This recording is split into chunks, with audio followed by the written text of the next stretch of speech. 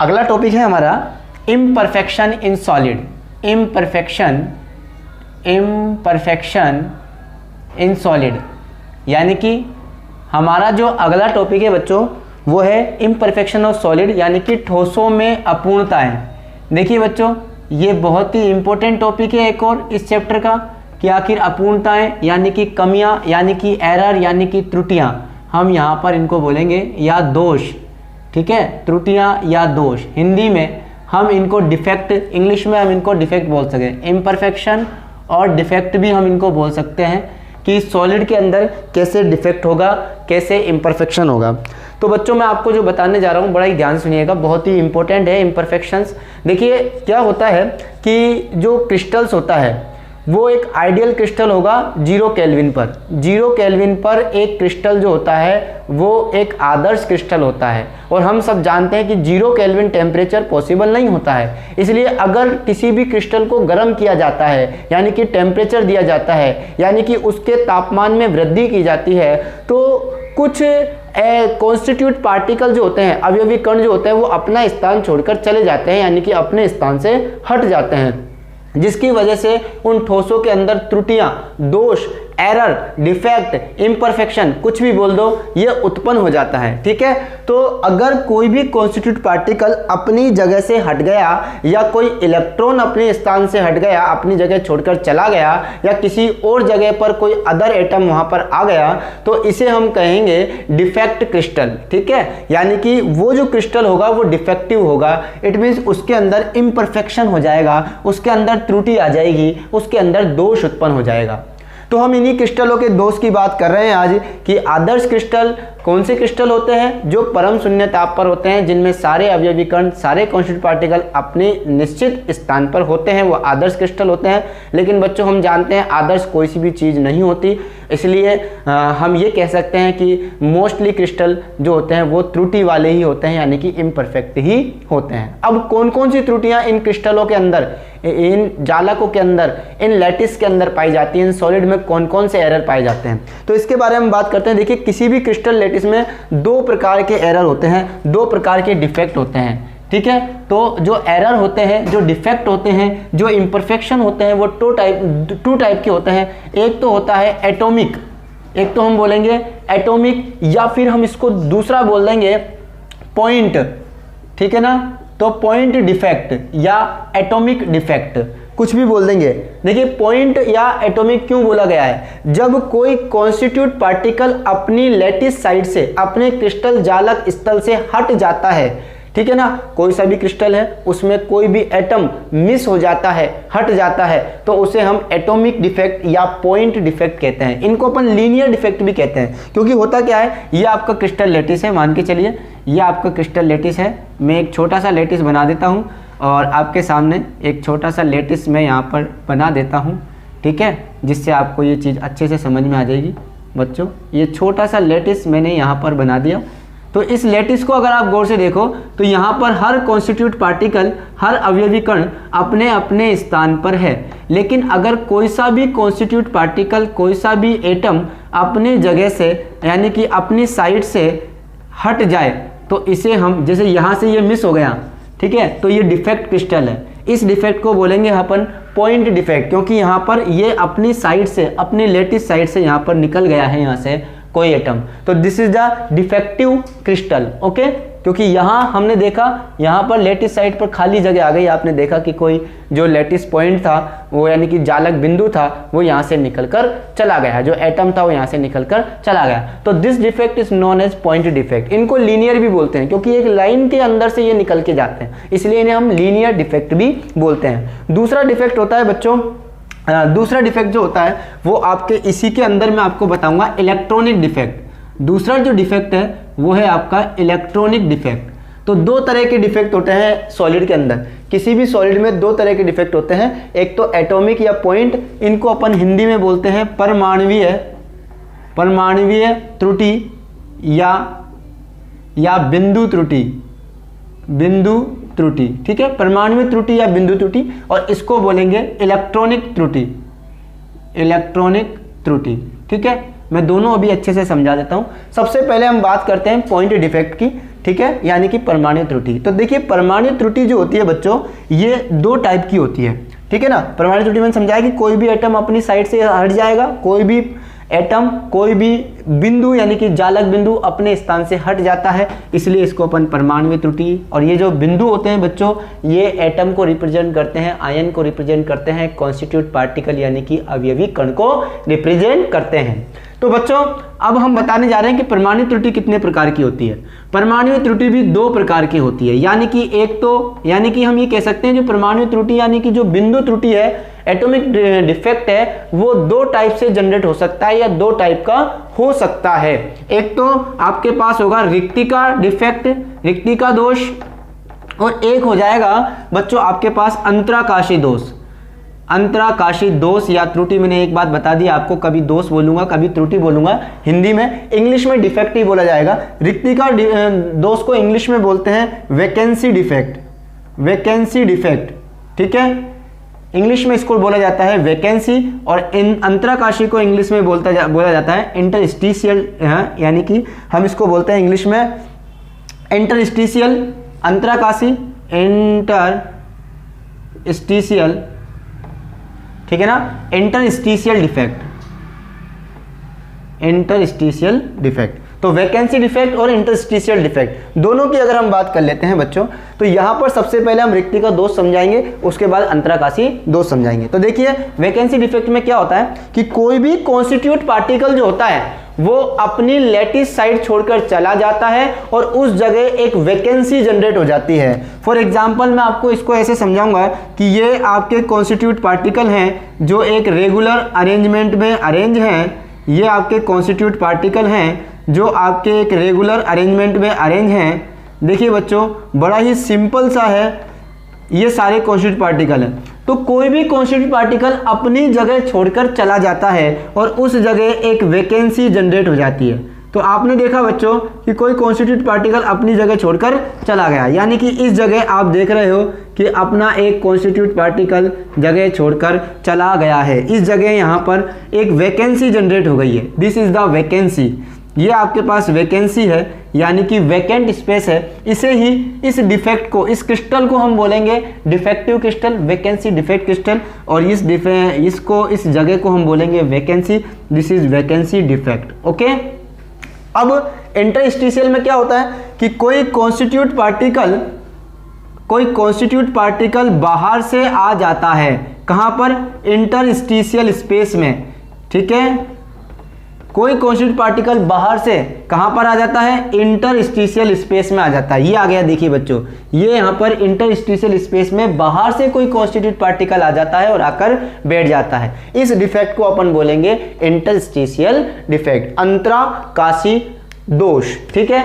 इसमें तो कोई कॉन्स्टिट्यूट पार्टिकल अपनी जगह छोड़कर चला जाता है, इसमें इंटरस्टिशियल साइट में कोई कॉन्स्टिट्यूट पार्टिकल कहीं से आकर बैठ जाता है, डिफेक्ट दोनों में है।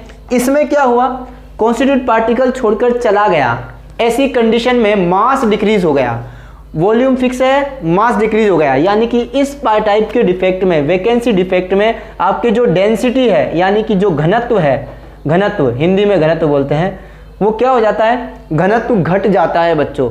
इस वाले डिफेक्ट में घनत्व में यानी कि जो क्रिस्टल है, क्रिस्टल के घनत्व में कमी आ जाएगी, क्रिस्टल की डेंसिटी डिक्रीज हो जाएगी।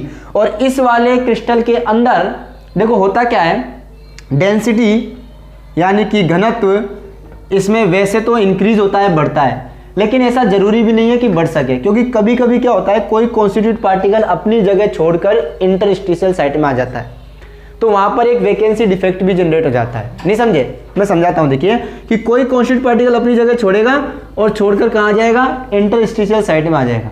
तो मास तो फिक्स है ना, वॉल्यूम भी फिक्स है, इट मीन डेंसिटी क्या रहेगी, कांस्टेंट रहेगी। तो कभी कभी इसमें डेंसिटी कांस्टेंट रह सकती है, लेकिन मोस्टली केसेस में डेंसिटी क्या होती है बच्चों, बढ़ जाती है, घनत्व बढ़ जाता है इंटरस्टिशियल डिफेक्ट में। तो बच्चों ये जो दोनों डिफेक्ट हैं, एक तो वैकेंसी डिफेक्ट और इंटरस्टिशियल डिफेक्ट, ये दोनों की दोनों मोस्टली अनआयनिक सॉलिड में होते हैं। कौन से सॉलिड में होते हैं दोनों की दोनों, ये दोनों डिफेक्ट मोस्टली बच्चों अनआयनिक, इंग्लिश में भी अनआयनिक बोलेंगे, नॉन आयनिक बोल सकते हो आप इसको, अनआयनिक सॉलिड में यानी कि अनआयनिक ठोसों में मोस्टली ये दोनों डिफेक्ट आपको देखने को मिलते हैं। ठीक है, अब हम बात करते हैं इलेक्ट्रॉनिक डिफेक्ट की।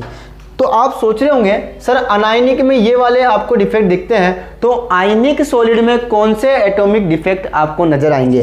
तो आयनिक सॉलिड जो होते हैं बच्चों, उनके अंदर दो तरह के डिफेक्ट आपको नजर आते हैं। एटॉमिक डिफेक्ट दो टाइप के होते हैं, एक तो होता है नॉन स्टाइकियोमेट्रिक डिफेक्ट और एक होता है स्टाइकियोमेट्रिक डिफेक्ट। ठीक है, जो हम अभी आपको बाद में बताएंगे। फिलहाल हम यहाँ पर अनायनिक ठोस के अंदर जो एटॉमिक डिफेक्ट है, जो परमाणु त्रुटि है, जो बिंदु त्रुटि है, वो दो टाइप की होती है अनायनिक के अंदर। एक तो रिक्तिका, एक अंतराकाशी। इसके अंदर कोई अपना स्थान छोड़ के जाएगा, इसमें उस स्थान पर आ जाएगा।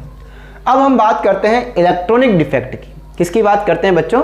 इलेक्ट्रॉनिक डिफेक्ट की। ये क्या होता है? ये भी बड़ा अजीब सा डिफेक्ट है ना, ऐसा लग रहा होगा, लेकिन ऐसा कुछ भी नहीं है बच्चों। इसमें क्या होता है कि कोई भी एटम या कोई भी एलिमेंट, सॉलिड का कोई भी एलिमेंट, कोई भी एटम क्या करता है, इलेक्ट्रॉन, जब हम सॉलिड को गर्म करते हैं, नॉर्मली मैं आपको बताता हूं, जैसे सिलिकॉन और जर्मेनियम के अंदर, सिलिकॉन और जर्मेनियम की अगर हम बात करें, ग्रुप नंबर यहां पर मैं आपको समझा देता हूं। ग्रुप नंबर 13, 14 और 15। ठीक है, 13, 14 और 15। 14 वाले ग्रुप के काशी गए सुनो प्रभु। 13वां बैंगन, आलू, गाजर, इन थैला। ठीक है, 15वां न्यूजीलैंड, फॉस्फोरस, ऑस्ट्रेलिया, सब भिखारी।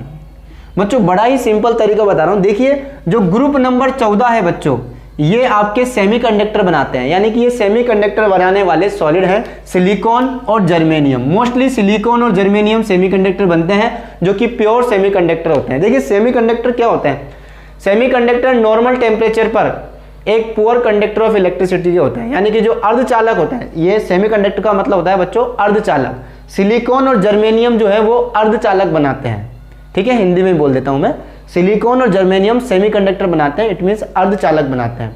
सिलिकॉन का और जर्मेनियम का जो अर्धचालक है, जो सेमीकंडक्टर है, वो प्योर सेमीकंडक्टर है, प्योर। ठीक है, दो तरह का होता है, एक तो प्योर होता है, एक इम्प्योर होता है। ठीक है, ये प्योर सेमीकंडक्टर है। इन प्योर सेमीकंडक्टर की एक खासियत, एक विशेषता, एक स्पेशलिटी ये होती है कि ये नॉर्मल टेम्परेचर पर तो पुअर कंडक्टर होते हैं, यानी कि सामान्य तापमान पर एक कुचालक होते हैं, लेकिन जैसे ही तापमान इंक्रीज करोगे, टेम्परेचर इंक्रीज करोगे, तो ये गुड कंडक्टर ऑफ इलेक्ट्रिसिटी बन जाते हैं। यानी कि ये कंडक्टिविटी शो करते हैं, इनमें चालकता पाई जाती है। कब? जब तापमान बढ़ाया जाता है।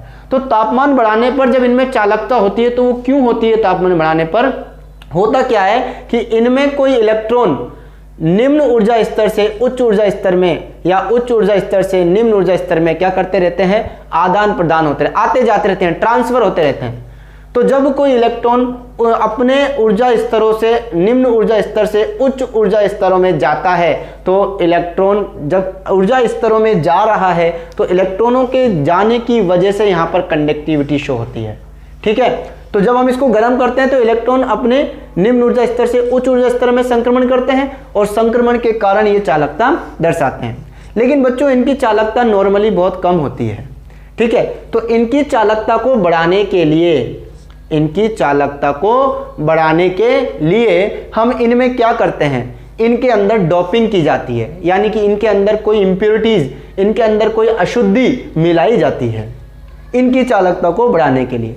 तो अगर हम ग्रुप नंबर 15 से कोई एलिमेंट इनके अंदर ड्रॉप कर दें, इनके अंदर डाल दें, कोई सा भी element, New Zealand, phosphorus, nitrogen, phosphorus, arsenic, antimony, bismuth, इनके अंदर डाल दें, या फिर बोरोन, एल्यूमिनियम, गैलियम, इंडियम और थोरियम, ये थैलियम, इनमें से कोई सा भी हम डाल दें। ठीक है, या तो 13 ग्रुप की इंप्योरिटीज डाली जाएगी या 15 की डाली जाएगी। तो देखो बच्चों, ध्यान सुनना, अगर मैं 15 ग्रुप का कोई सा भी एलिमेंट इन वाले सेमीकंडक्टर में डालता हूं, तो यहां इनके पास होते हैं बच्चों 5 इलेक्ट्रॉन आउटर मोस्ट सेल में, जो 4 इलेक्ट्रॉन, और इनकी वैलेंसी होती है 4, इनकी होती है 3। तो बच्चों 4 वैलेंसी, इट मींस 5 इलेक्ट्रॉन में जब इनको डोपिंग किया जाता है, तो 4 वैलेंसी तो कंप्लीट हो जाती है। 4 इलेक्ट्रॉनों से 1 इलेक्ट्रॉन एक्स्ट्रा बचता है, तो इलेक्ट्रॉन एक्सेस, यहाँ पर इलेक्ट्रॉन एक्स्ट्रा बचता है। एक्स्ट्रा इलेक्ट्रॉनों की वजह से मैं आपको पूरा बना के दिखाऊंगा बच्चों। ये लो, हम पूरा एकदम ढंग से इसको समझ के करते हैं तो और समझ में आएगा आपके पास। देखिए, ये रहा मेरा सिलिकॉन जो कि प्योर सेमीकंडक्टर है। Silicon silicon silicon silicon silicon silicon silicon, ये लीजिए सिलिकॉन। बहुत ही अच्छा एग्जाम्पल मैं आपको बताने जा रहा हूँ बच्चों। ये प्योर सेमीकंडक्टर है और इनके अंदर इम्परफेक्शन कैसे आता है मैं आपको बताता हूँ। देखिए, ये सब एक दूसरे से सिंगल सिंगल बॉन्ड से बॉन्डेड होते हैं। प्योर सिलिकॉन सेमीकंडक्टर आपको दिखाई दे रहा होगा। ये प्योर सिलिकॉन सेमीकंडक्टर है जो आपके सिंगल बॉन्ड से बॉन्डेड है। यहाँ गौर से देखना बच्चों। अब होता क्या है, जैसे ही हम इनको गर्म करते हैं, ये सिलिकॉन सॉलिड है, जैसे ही हम इनको गर्म करते हैं होगा क्या कि कोई सा भी बॉन्ड ब्रेक होगा। मान के चलो ये वाला बॉन्ड ब्रेक होता है तो यहाँ के इलेक्ट्रॉन फ्री हो गए और यहाँ का इलेक्ट्रॉन एक्साइटेड होकर कहीं चला जाता है, कहीं भी चला गया, हाई लेवल में चला गया। मान लो ये इलेक्ट्रॉन उठकर यहाँ चला गया, आगे ये इलेक्ट्रॉन उठकर चला गया, तो इस जगह एक वैकेंसी बन जाएगी, एक होल बन जाएगा, that is positive hole. Electron चला गया उठकर तो पॉजिटिव होल बन गया। अब इस होल की कमी को पूरा करने के लिए कोई इलेक्ट्रॉन इसके अंदर आकर बैठेगा और यहाँ बॉन्ड बनाएगा, लेकिन जहाँ से इलेक्ट्रॉन आया है उस जगह पीछे की होल तरफ होल बन जाएगा।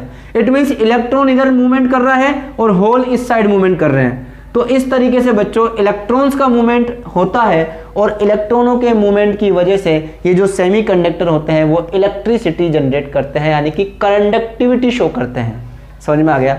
यानी कि ये कंडक्टिविटी शो करते हैं due to moving of free electron. Understand? यानी कि मुक्त इलेक्ट्रॉनों के मूवमेंट के कारण, मुक्त इलेक्ट्रॉनों की, फ्री इलेक्ट्रॉनों की गति के कारण ये जो सेमीकंडक्टर है सिलिकॉन, वो आपको क्या शो कर रहा है? कंडक्टिविटी, चालकता दर्शा रहा है। अंडरस्टैंड? यानी कि ये विद्युत चालकता दर्शा रहा है। इलेक्ट्रॉन मूवमेंट कर रहा है, इधर पीछे की तरफ hole, electron hole, electron hole, electron चलते जा रहे हैं, होल पीछे बनते जा रहे हैं। एक डायरेक्शन इलेक्ट्रॉन्स की होती है, एक डायरेक्शन होल्स की होती है। इलेक्ट्रॉन इस डायरेक्शन में मूवमेंट कर रहे हैं, होल इस डायरेक्शन में मूवमेंट कर रहे हैं, इनको होल बोलते हैं। That is the positive holes. इसे अपन क्या बोलेंगे? पॉजिटिव होल्स, जिनको अपन P से शो करते हैं। होल्स को P से दर्शाते हैं और इलेक्ट्रॉनों की कंसंट्रेशन को N से दर्शाते हैं। याद रखना, P फॉर पॉजिटिव होता है, इसलिए इनकी कंसंट्रेशन को P से रिप्रेजेंट करेंगे, स्मॉल p से। इलेक्ट्रॉन नेगेटिव होता है, इसलिए इसकी कंसंट्रेशन को N से रिप्रेजेंट करेंगे। तो यहां पर प्योर सिलिकॉन में इलेक्ट्रॉन मूवमेंट कर रहा है, होल्स मूवमेंट कर रहे हैं, और दोनों के मूवमेंट की वजह से जो सेमीकंडक्टर है वो कंडक्टिविटी शो करता है। ये तो बात हो गई आपके इम्परफेक्शन की, कि आपने देखा कि इस सॉलिड के अंदर इलेक्ट्रॉनिक डिफेक्ट आ गया क्योंकि इलेक्ट्रॉन अपनी जगह से हटकर चला गया, ये इलेक्ट्रॉनिक डिफेक्ट है। लेकिन अब हम जिस मुद्दे पर आते हैं, अब हम जिस बात को समझाने की कोशिश कर रहे हैं वो क्या है बच्चों? आप गौर से देखिए कि इस सेमीकंडक्टर की जो कंडक्टिविटी है, इस अर्धचालक की जो चालकता है वो जनरली बहुत कम होती है, क्योंकि इसकी चालकता को बढ़ाने के लिए या तो मैं इलेक्ट्रॉन्स बढ़ा दूं या मैं होल्स बढ़ा दूं। इलेक्ट्रॉन और होल्स की वजह से इसकी चालकता ऑटोमेटिक ही इंक्रीज हो जाएगी। तो क्या किया जाता है? तो देखिए, इनकी चालकता को बढ़ाने के लिए, इनकी चालकता को बढ़ाने के लिए इसके अंदर हम डोपिंग करते हैं। क्या करते हैं बच्चों? डोपिंग। चलिए डोपिंग दिखाते हैं हम। डोपिंग क्या होती है? देखिए, सिलिकॉन सिलिकॉन सिलिकॉन सिलिकॉन, ये मैंने सिलिकॉन सिलिकॉन लिख दिया, ठीक है। ये सिलिकॉन सिलिकॉन सिलिकॉन सिलिकॉन, ये सिलिकॉन बड़ा ही अच्छी चीज़ है। आप इसकी जगह जर्मेनियम भी ले सकते हो, कोई दिक्कत नहीं है, ठीक है। मैं आपको बिल्कुल क्लियरली समझा रहा हूँ। ये सिलिकॉन सिलिकॉन है, प्योर सेमीकंडक्टर है, प्योर अर्धचालक है, शुद्ध अर्धचालक है। प्योर का मतलब शुद्ध होता है, इसमें किसी की भी अभी डोपिंग नहीं करी, लेकिन अब मैं डोपिंग करूंगा इसके अंदर और इसकी चालकता को इंक्रीज करूंगा। देखिए कैसे करूंगा मैं इसकी डोपिंग, ध्यान से देखेंगे। मैं एक सिलिकॉन को मिस कर देता हूं, तो जैसे ही एक सिलिकॉन मिस हो जाएगा, इनके पास अपने अपने एक एक इलेक्ट्रॉन रह जाएंगे और कुछ भी नहीं है। अब मैं इसके अंदर डोपिंग करता हूं, डोपिंग दो तरह की हो सकती है, या तो इस वाले ग्रुप की 13 ग्रुप की या 15 ग्रुप की, ठीक है। तो इस सिलिकॉन के अंदर अब हमें डोपिंग करनी है। अगर हम डोपिंग करें ग्रुप नंबर 13 की, तो देखिए 13 ग्रुप की जब हम डोपिंग करेंगे तो यहाँ पर मैं बोरोन डाल देता हूँ। मैंने ये बोरोन डाल दिया। बोरोन हम सब जानते हैं कि बोरोन के पास आउटर मोस्ट शेल में 3 इलेक्ट्रॉन होते हैं, तो 1 2 और 3, ठीक है। तो एक एक इलेक्ट्रॉन ने यहाँ पर शेयरिंग करके बॉन्ड बना लिया, लेकिन एक जगह खाली रह गई। तो इस खाली जगह को कंप्लीट करने के लिए कहीं से एक इलेक्ट्रॉन उठकर आएगा, तो कहीं से भी एक इलेक्ट्रॉन उठकर, जैसे मान लो यहाँ आ गया, तो जैसे इलेक्ट्रॉन उठकर यहाँ पर आया तो यहाँ पर तो बॉन्डिंग हो जाएगी, यहाँ से इलेक्ट्रॉन उठ के यहाँ गया, लेकिन इस जगह आपके एक वैकेंसी यानी कि होल बन जाएगा। तो आप देख रहे हो कि इलेक्ट्रॉन उठकर गया है, इलेक्ट्रॉन गया है और होल बन गया है।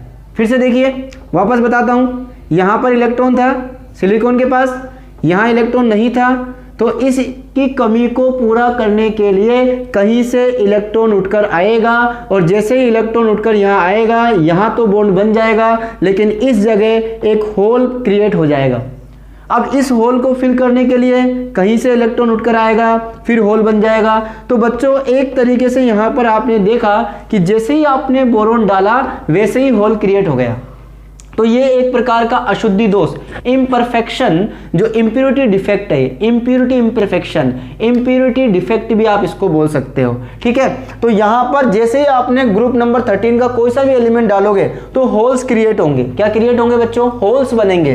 होल बनने की वजह से, होल जो होते हैं वो धनावेशित होते हैं, पॉजिटिव होते हैं, ठीक है। P for positive, P for positive. तो इसीलिए 13 ग्रुप का कोई भी एलिमेंट जब सिलिकॉन या जर्मेनियम के अंदर डोप किया जाता है, डोपिंग की जाती है, डाला जाता है, तो P टाइप का सेमीकंडक्टर बनता है।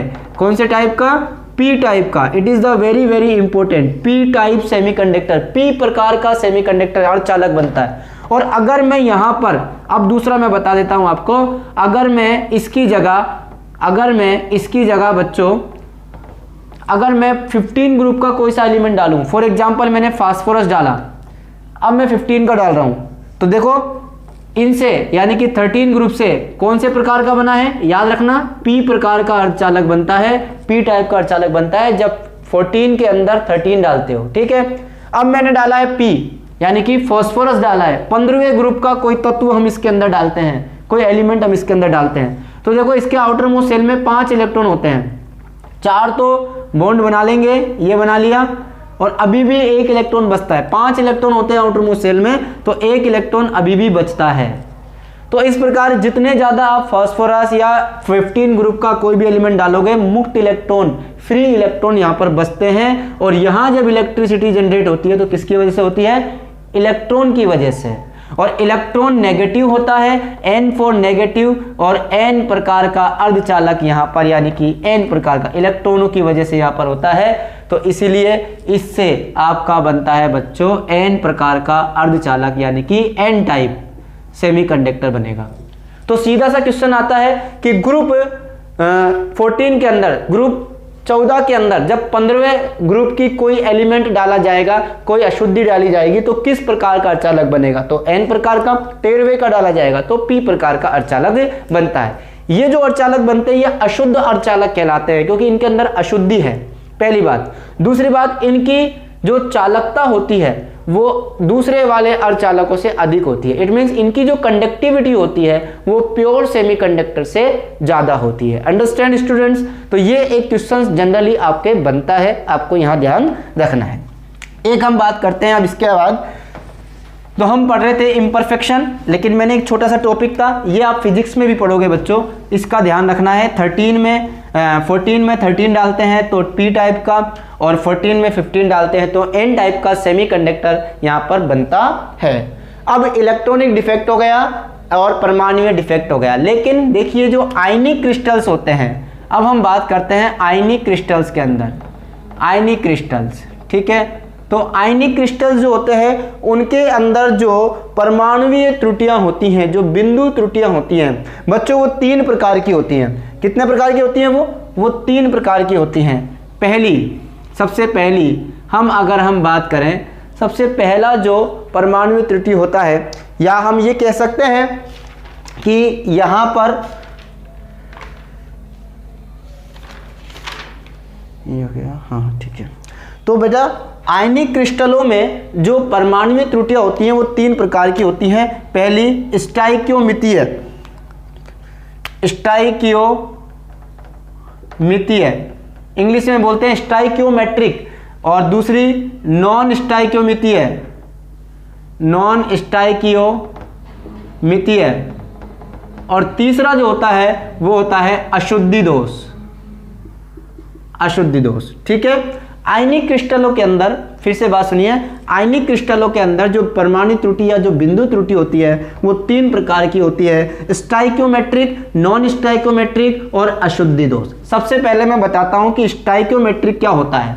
देखिए वो सारे आयनिक कंपाउंड जिनके अंदर जो आयंस होते हैं वो उनके मूलानुपाती सूत्र यानी कि एम्पिरिकल फॉर्मूले के जैसे होते हैं। फॉर एग्जांपल यानी कि एक सिंपल रेशो में होता है, ठीक है ना।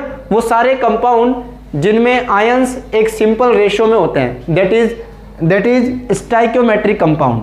ठीक है। वो सारे कंपाउंड जिनके आयंस एक सिंपल रेशो में नहीं होते, अंडरस्टैंड, वो आपके होते हैं नॉन स्टाइकियोमेट्री। और अशुद्धि दोष ये हम अलग बात करेंगे इनके बारे में। हम स्टाइकियोमेट्री की बात करते हैं। ये 2 टाइप के होते हैं बच्चों। ये स्टाइकियोमेट्री डिफेक्ट जो है, इंग्लिश में इनको स्टाइकियोमेट्रिक डिफेक्ट ही बोलते हैं, इनको नॉन स्टाइकियोमेट्री डिफेक्ट बोलते हैं, और इसको बोलते हैं इम्प्योरिटी डिफेक्ट, इम्प्योरिटी डिफेक्ट। ठीक है।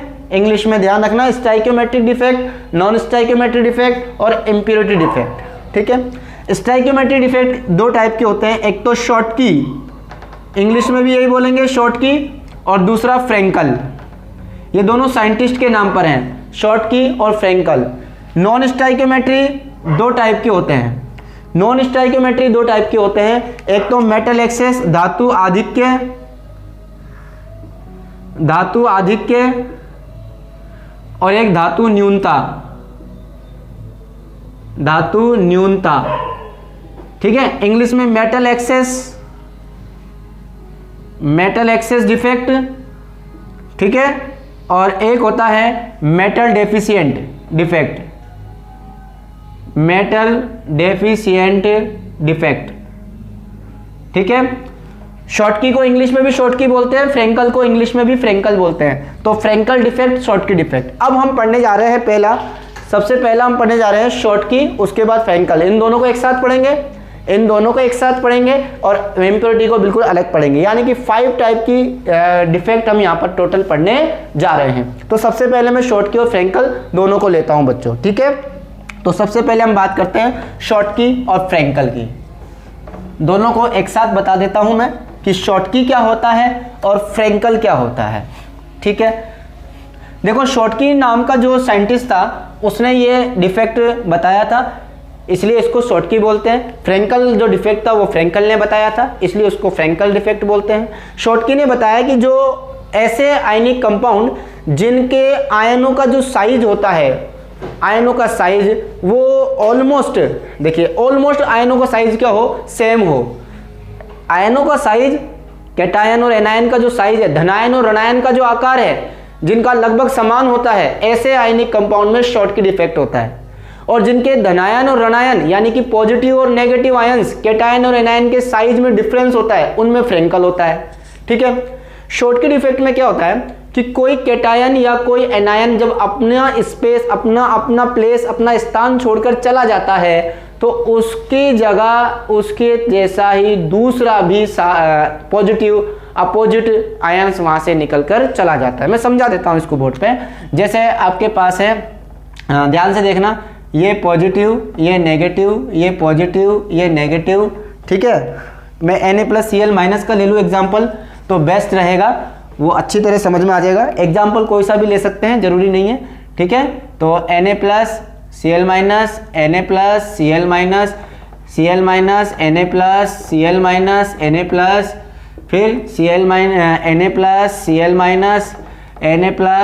Na+Cl-, okay. फिर से देखो, और Na and Cl-, Na+, okay. तो बच्चों यहाँ पर हम बात कर रहे हैं शॉटकी डिफेक्ट की। शॉटकी डिफेक्ट उन आयनिक कंपाउंड में होता है जिनका कोऑर्डिनेशन नंबर क्या होता है, वेरी हाई होता है। कोऑर्डिनेशन नंबर वेरी हाई होता है, पहली बात। दूसरा, जिनमें कैटायन और एनायन, कोऑर्डिनेशन नंबर में पहले बता चुका हूँ, समन्वय संख्या, धनायन यानी कि positive ion and negative ion का जो साइज है वो क्या होता है, साइज यानी कि आकार, और क्या होता है, ऑलमोस्ट सेम होता है, यानी कि धनायन और ऋणायन का आकार लगभग क्या हो, बराबर हो। ऐसे कोऑर्डिनेशन कंपाउंडों में, ऐसे आयनिक कंपाउंड में शॉर्टकी होता है। ये शॉर्टकी की बात कर रहे हैं अपन, ठीक है ना, शॉर्टकी डिफेक्ट की बात कर रहे हैं। तो देखो, कोई कैटायन जब अपनी जगह छोड़कर जाएगा, ये कैटायन अपनी जगह छोड़कर चला गया, तो इस क्रिस्टल की उदासीनता को, न्यूट्रलिटी को मेंटेन करने के लिए आपका कोई एनायन भी अपना स्पेस छोड़कर जाएगा। तो एक कैटायन निकलेगा तो एक एनायन निकलेगा, यानी कि न्यूट्रलिटी को मेंटेन करने के लिए, ध्यान रखना, न्यूट्रलिटी मतलब उदासीनता को बनाए, इलेक्ट्रिकल न्यूट्रल बनाए रखने के लिए एक कैटायन निकलेगा तो दूसरा एनायन भी बाहर निकलेगा। एक कैटायन निकला है, एक एनायन निकला है, इसे कहते हैं शॉर्टकी पेयर, शॉर्टकी युग्म, शॉर्टकी पेयर, इसे कहते हैं बच्चों शॉर्टकी पेयर। एक कैटायन और एक एनायन, जितने कैटायन निकलते हैं उतना ही इक्वल चार्ज का एनायन निकलेगा, अगर जितना एनायन निकलेगा उतना ही इक्वल चार्ज का कैटायन निकलेगा।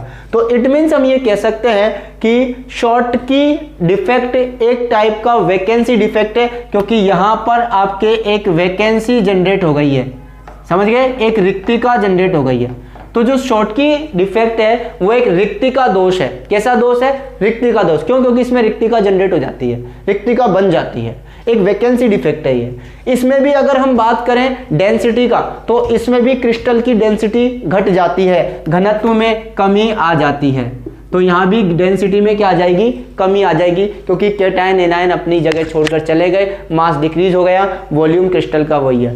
इलेक्ट्रिकली न्यूट्रलिटी बनाए रखने के लिए जितना कैटायन निकला है उतना ही एनायन निकलेगा, जितना एनायन निकला है उतना ही कैटायन निकलेगा। जिनका कोऑर्डिनेशन नंबर हाई होता है उन आयनिक कंपाउंड में ये होगा, जिनके अंदर साइज कैटायन और एनायन का ऑलमोस्ट सेम होगा उनमें ये होगा। एग्जाम्पल इसका NaCl, AgCl, AgBr एक ऐसा एग्जाम्पल है बच्चों जिसमें शॉर्टकी और फ्रैंकल दोनों होते हैं। ये आप याद रखना, बोर्ड में पूछा जा सकता है। AgBr में शॉर्टकी डिफेक्ट भी होता है और फ्रैंकल डिफेक्ट भी होता है। तो ये शॉर्टकी की बात थी, ठीक है।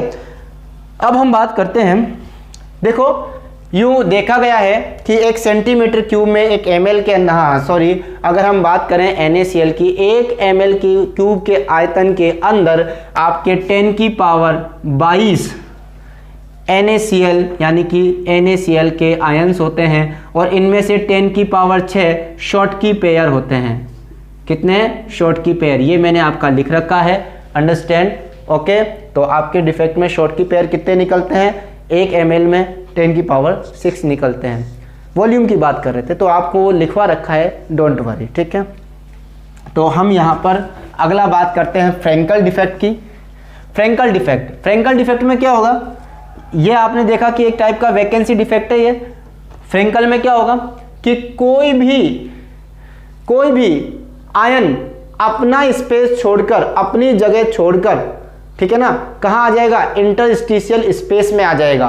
तो एक टाइप का ये इंटरस्टिशियल डिफेक्ट है, ठीक है ना। कोई भी आयन अपनी जगह छोड़कर, ये पॉजिटिव नेगेटिव पॉजिटिव नेगेटिव, है ना, negative positive negative positive positive negative positive negative negative positive negative positive, कोई आयन अपना स्थान छोड़ेगा, अपनी जगह छोड़ेगा और इंटरस्टिशियल साइट में आकर बैठ जाएगा।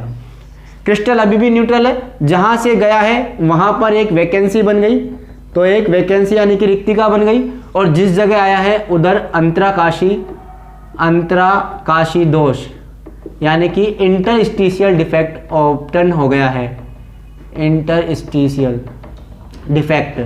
तो ये एक टाइप का इंटरस्टिशियल डिफेक्ट है, एक टाइप का इसमें वैकेंसी भी जनरेट होती है, ऐसी बात नहीं है, लेकिन यहाँ पर डेंसिटी क्या रहती है, कांस्टेंट रहती है।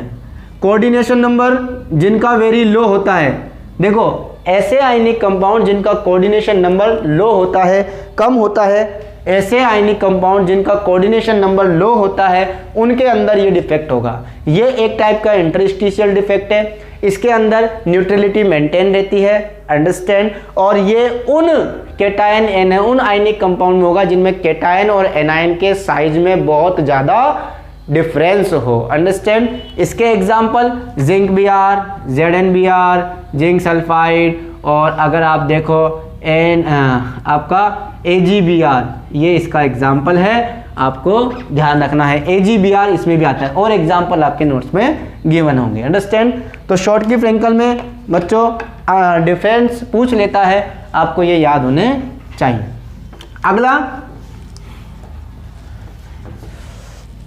अगला नेक्स्ट हम पढ़ते हैं नॉन स्टाइकियोमेट्रिक कंपाउंड। देखिए होता क्या है, कुछ आयनिक कंपाउंड ऐसे होते हैं, मोस्टली आपके ट्रांजिशन मेटल और इनर ट्रांजिशन मेटल जो भी आयनिक कंपाउंड बनाते हैं वो नॉन स्टाइकियोमेट्री होते हैं मोस्टली। फॉर एग्जांपल जैसे वेनेडियम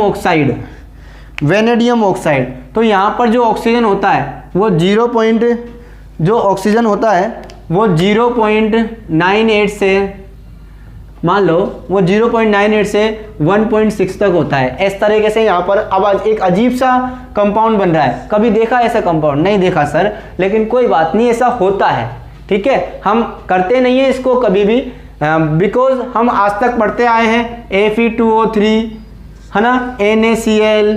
तो यहाँ पर एक सिंपल रेशो में है, देखो 2:3, है ना, और यहाँ पर 1:1। एक सिंपल इंपेरिकल फॉर्मूला भी अगर आपको बनाओगे तो यहाँ पर जो आयंस होते हैं वो उसके इंपेरिकल फॉर्मूले के जैसे रेशो में होते हैं, मूलानुपाती सूत्र के समान होता है इनके, है ना। लेकिन यहाँ पर NaCl, तो ये तो है स्टाइकियोमेट्री।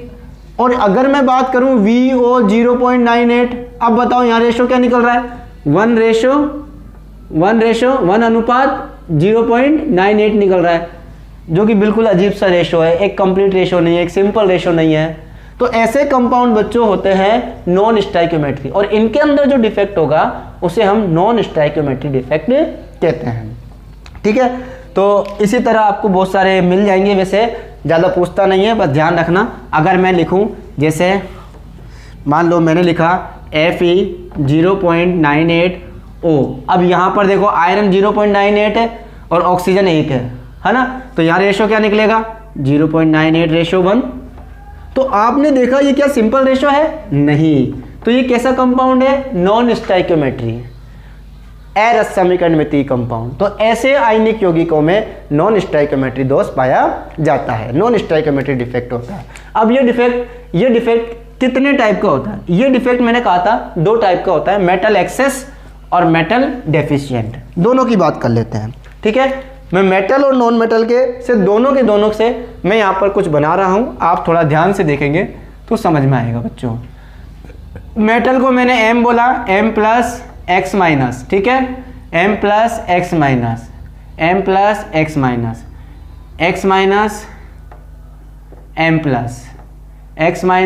M+, मैं आपसे एक बात कह दूं, ये नॉन स्टाइकियोमेट्री कंपाउंड है, लेकिन डिफेक्ट को पढ़ने के लिए हमें स्टाइकियोमेट्री मानना है, इनको ध्यान रखना, ठीक है। हाँ जी, M+X-, M+X-, X-,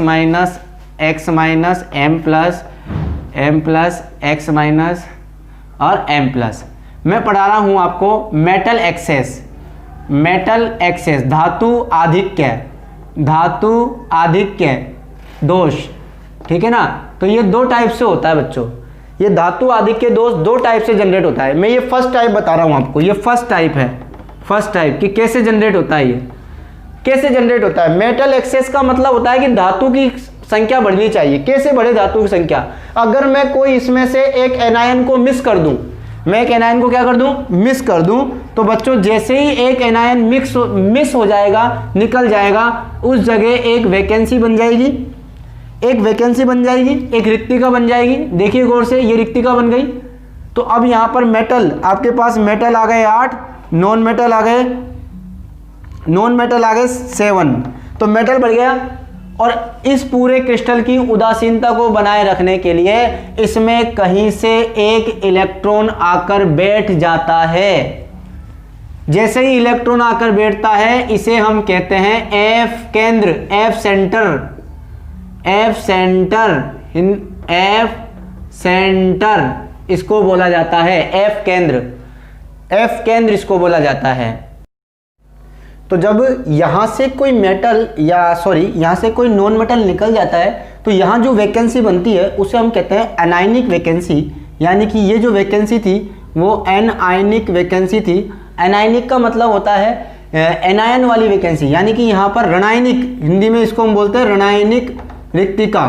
ठीक है, तो यहाँ पर एक ऋणायनिक रिक्तिका बनी थी क्योंकि नेगेटिव आयन यहाँ से निकला था।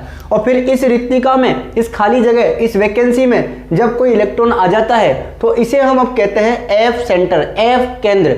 इस एफ सेंटर की वजह से ही कई जो मेटेलिक क्रिस्टल्स होते हैं वो कलरफुल होते हैं, यानी कि जब उनके अंदर डिफेक्ट आता है तो वो कलरफुल हो जाते हैं। तो आपके कई क्वेश्चन इसमें एग्जाम में पूछे जाते हैं कि LiCl जो है वो पिंक कलर का अपीयर होता है, KCl आपके जो है वो पर्पल कलर का अपीयर होता है, प्रकट होता है, दिखाई देता है। क्यों दिखाई देता है? LiCl पीले कलर का क्यों दिखाई देता है? NaCl पीले कलर का क्यों दिखाई देता है? तो ऐसे क्वेश्चन जिनका जो आंसर है ना वो यहाँ से जाता है due to metal excess defect, जो कि आपको नोट्स में भी अवेलेबल हो जाएंगे।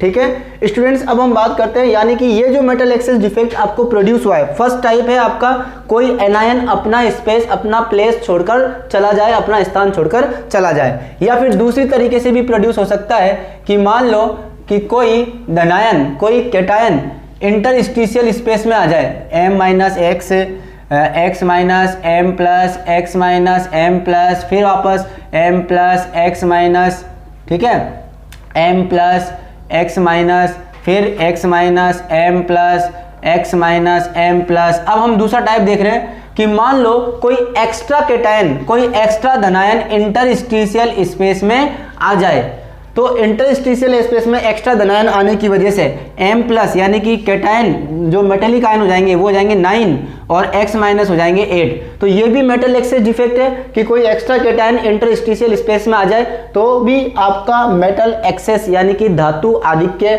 दोष उत्पन्न हो जाता है।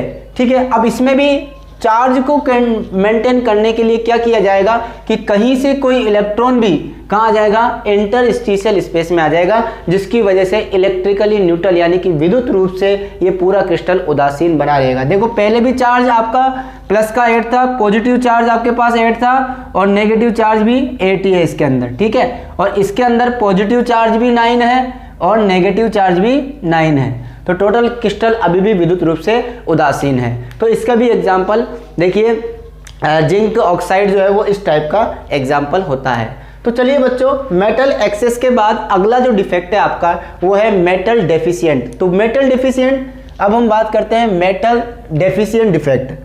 ये भी दो टाइप से उत्पन्न होता है। सेकेंड टाइप मैं आपको बता देता हूँ, मेटल डेफिशिएंट, ठीक है, धातु न्यूनता दोष। अब इसमें धातु की कमी होगी, तो बच्चों फिर से मैं वापस आपके पास वहीं लेके चलता हूं, दोबारा मुझे पूरा बनाना नहीं पड़ेगा।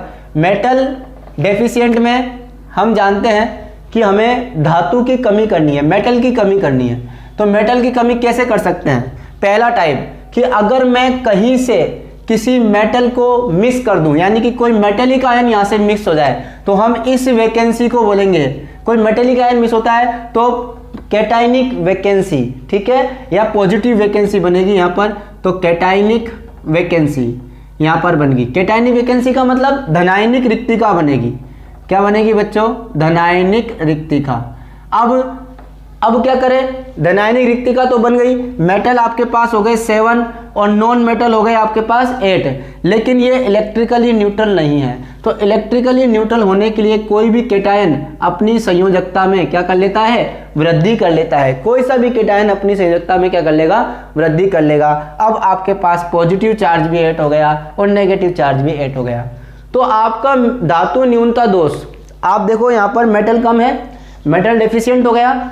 मेटल डेफिशिएंट में कोई भी मेटेलिक आयन अपना प्लेस, अपना स्थान छोड़कर चला जाता है, जिसकी वजह से इसके अंदर मेटल डेफिशिएंट डिफेक्ट प्रोड्यूस हो जाता है। एक टाइप तो ये हो गया।